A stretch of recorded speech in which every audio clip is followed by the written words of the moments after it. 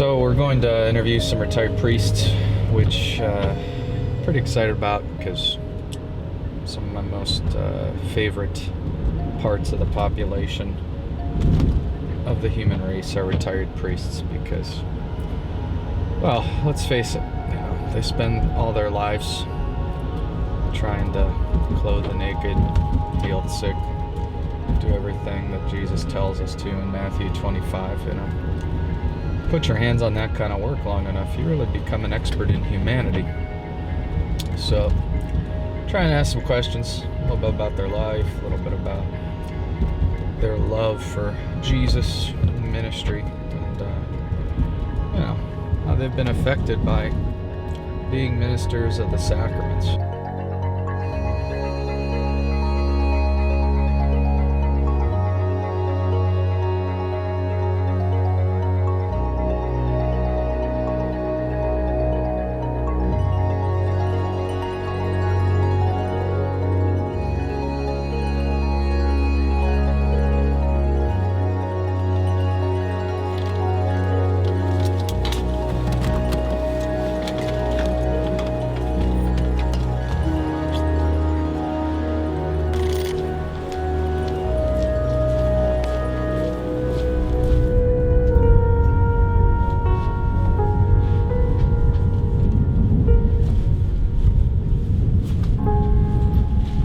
At that time, as a young person, I think like the priesthood frightened me.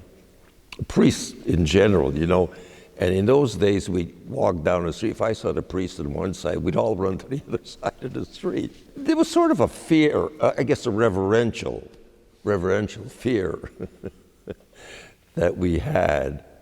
I'm the youngest of 9 children. Yeah. 8 of us grew up together. We were all baptized Byzantine Catholic, which we of course called Greek Catholic, but everybody would say, "Oh, you're Greek," and we, Greek, and all that. Do you cook Greek foods? So we finally wised up and started calling ourselves Byzantine.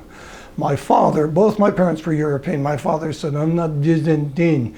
He wouldn't accept Byzantine. And so he stayed Catholic. Greek Catholic, yeah. And we knew who we were. Yeah. We were Russian minded. I had a sister. Well, I had 4 sisters. You know how tough it is to live with 4 sisters. When I went to school, "Oh, you were like that sister. You weren't like that sister. Wow." So anyway, the one sister kept saying, "Well, why don't you go be a priest?" And I thought about it, and I guess I was thinking about it and praying. And it's amazing, but I don't know how I started. But when I was young, now I'm talking about 1939, 40, I always read the Bible. Which in those days, people didn't read the Bible. It was like almost a no-no going back to the Reformation, I guess, So I remember she talked about that, so I thought about it and prayed. But I went to work then.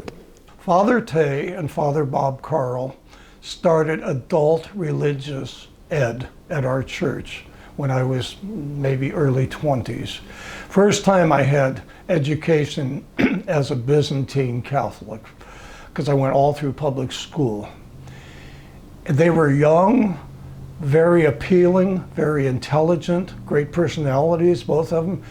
And I thought, my God, I thought all of our priests spoke broken English, all of our priests from Europe didn't know anything about this. Well, these were 2 sharp young guys.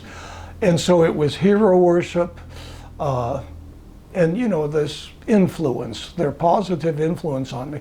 So we became friends.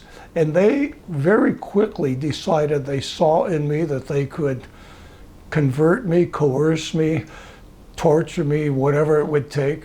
And in no time at all, they won me over. And I decided I was going to go to the seminary. Work with people. We work with people. People are willing to work, I think. Mm-hmm.